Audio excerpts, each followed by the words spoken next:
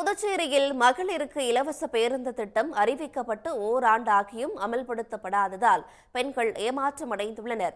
தமிழ்நாடு போல தங்களுக்கும் இந்த திட்டம் கிடைத்தால் உதவியாக இருக்கும் என்று புதுச்சேரி பெண்கள் கூறுகிறார்கள்.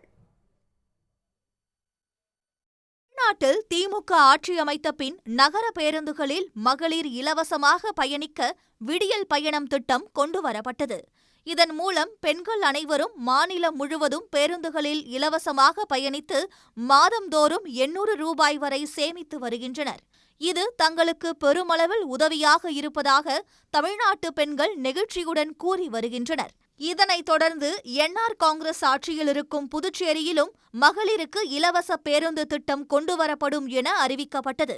கடந்த ஆண்டு பட்ஜெட்டின் போது முதலில் பட்டியலின பெண்கள் மட்டும் பேருந்தில் இலவசமாக பயணிக்கும் திட்டம் கொண்டுவரப்படும் என தெரிவிக்கப்பட்டது.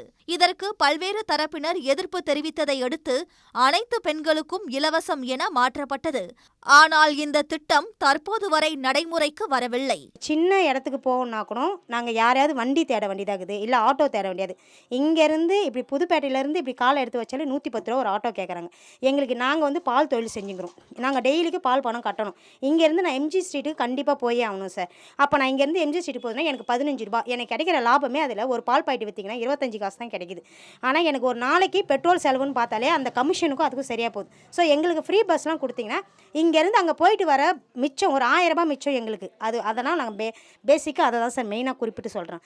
தமிழ்நாட்டில் பயணிக்கும் போது இலவசமாக நகர பேருந்துகளில் செல்வதாகவும் தங்கள் பகுதிகளுக்கும் இந்த திட்டம் எப்போது வரும் என காத்திருப்பதாகவும் புதுச்சேரி மற்றும் காரைக்கால் பெண்கள் கூறுகின்றனர்.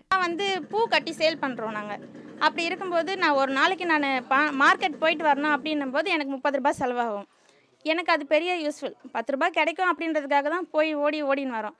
இன்றைக்கி நான் பெட்ரோல் போடணும் போது 100 ரூபாய் இல்லாமல் என்னால் பெட்ரோல் போடவே முடியாது. போட மாட்டுறாங்க. ஃபஸ்ட்டு 50 ரூபா கம்மியாக பெட்ரோல் போட மாட்டுறாங்க.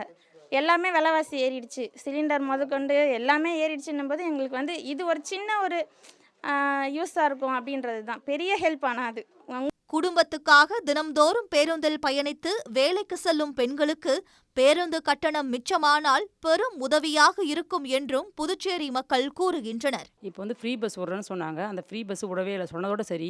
இப்போ அந்த ஃப்ரீ பஸ் விட்டாக எங்களுக்கு ரொம்ப நல்லதாகவே இருக்கும். நாங்கள் மாரி கஷ்டப்படுறவங்களாம் நிறைய பேர் அதை யூஸ் பண்ணிக்குவோம். அது இருந்தால் நாங்கள் டெய்லியும் வரலாம் எங்களுக்கு ரொம்ப யூஸ்ஃபுல்லாக இருக்கும். இப்போ அதால் எங்களுக்கு மாதம் பார்க்கவும் 1000 ரூபாயோ 1500 மிச்சமாகும். அது எங்கள் குடும்பத்துக்கு ரொம்ப உதவியாக இருக்கும். அதை வச்சு நாங்கள் பசங்களுக்கு பாலோ ஒரு டியூஷன் ஃபீஸோ நிறைய நாங்கள் அதை யூஸ் பண்ணிக்குவோம். அது சொன்னதை கவர்மெண்ட் செய்யவே இல்லை. அதை செய்யணுன்றதான் எங்களுடைய குறிக்கோளே. அதை கண்டிப்பாக செஞ்சே ஆகணும். அதுமாதிரி ஃப்ரீ பஸ்ன்றதும் அதுவும் எங்களுக்கு முக்கியமான விஷயம். அது கண்டிப்பாக தேவைப்படுது. அதை கவர்மெண்ட் எங்களுக்கு கரெக்டாக செஞ்சு கொடுக்கணுன்றதான் எங்களுடைய கேள்வி. தமிழ்நாடு போல இந்த திட்டத்தை திறம்பட அமல்படுத்தினால் உள்ளூர் மக்கள் மட்டுமின்றி சுற்றுலா வரும் பெண்களும் பயன்படுத்தி வணிக ரீதியாகவும் புதுச்சேரி பயனடையும் என்பதால் அரசு விரைந்து செயல்படுத்த வேண்டும் என்று கோரிக்கைகள் எழுந்துள்ளன. சன் நியூஸ் செய்திகளுக்காக புதுச்சேரியிலிருந்து ஒளிப்பதிவாளர் வெங்கட்டுடன் செய்தியாளர் மகாராஜபாண்டி. உடனுக்குடன் செய்திகளை தெரிந்து கொள்ள சன் நியூஸ் பெல் ஐகானை கிளிக் பண்ணுங்க.